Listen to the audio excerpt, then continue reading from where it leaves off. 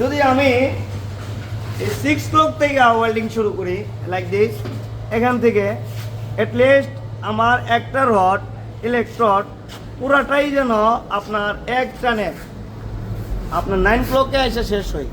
ঠিক আছে, যদি আমরা 6 ক্লক থেকে শুরু করি ইলেকট্রডটা শেষ হবে কোথায়? 9 ক্লকে। ওকে, 9 ক্লক মারা শেষ। এখন 6 থেকে 9 ক্লকের মারার যে কৌশলটা, এই যে দেখুন, আমরা অ্যাটলিস্ট উপরে ধরবো ইলেকট্রডটা, উপরে ধরে জিরো বানাবো। এরকম জিরো বানায় মানে উপরে থামবো, জিরো জিরো হবে, উপরে থামবো। কন্টিনিউসলি আপনি এভাবে রাউন্ড শেপ লাইক দিস জিরোর মতো করে করে এভাবে এগোবেন, এভাবে এগোবেন।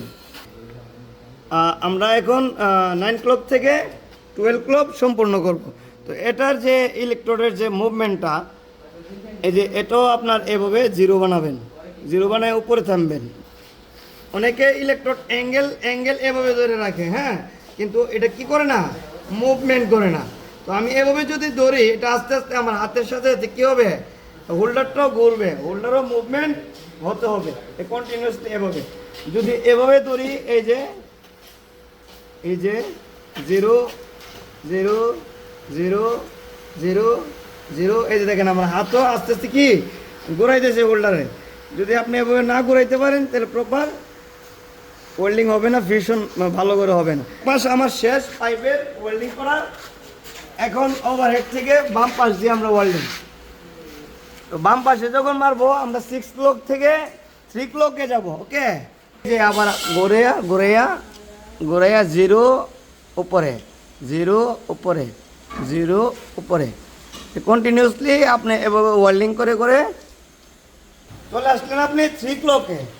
ঠিক আছে, 3 ক্লক থেকে আবার যে আর্ক ফোর্স, যেটাকে বলা হয় ড্রাগ অফ অ্যাঙ্গেল, ইলেকট্রোডের ড্রাগ অফ অ্যাঙ্গেলটা ঠিক রেখে আবার কন্টিনিউসলি জিরো জিরো।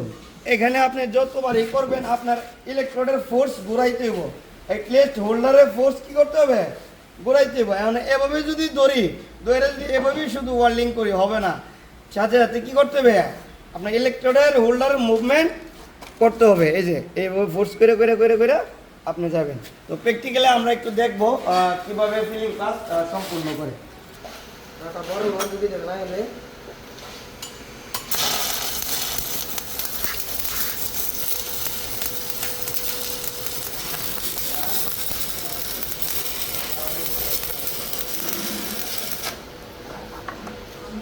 তো এবার যে ওয়েল্ডিং করছি আমরা, এই যে দেখুন,